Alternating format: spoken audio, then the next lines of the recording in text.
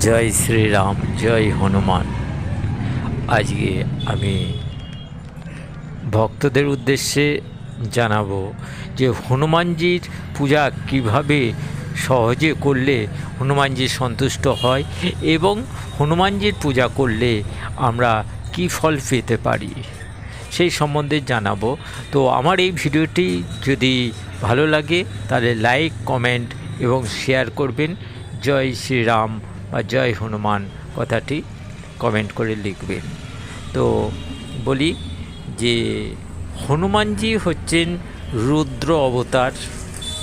তিনি শ্রীরামচন্দ্রের সবথেকে প্রিয় ভক্ত এবং তিনি সর্বদা রামের নাম জপ করে তিনি সর্বস্ব ও অসম্পূর্ণ কাজকে সম্পূর্ণ করেছেন খুব সহজেই এবং যে কোনো সংকট থেকে তিনি সকলের মঙ্গল করার চেষ্টা করেছেন। তিনি ধর্মের প্রতীক। তিনি ধর্মকে রক্ষা করার জন্যে, ন্যায়কে রক্ষা করার জন্যে তিনি সর্বদা এগিয়ে থাকেন। এই হনুমানজির পূজা করলে মানব জীবনে গ্রহ সংকট, শত্রু সংকট, রোগ জ্বালা, ব্যাধি, দুঃখ, কষ্ট, দারিদ্রতা সব কিছু সংকট থেকেই মুক্তি পাওয়া যায়।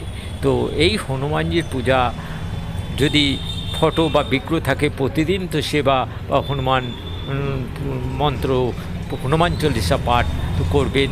বিশেষ করে শনি মঙ্গলবার দিন একটি ঘিয়ের প্রদীপ জ্বালিয়ে 11টি লবঙ্গর মালা তৈরি করে এবং 11টি পান পাতা তাতে দেবেন।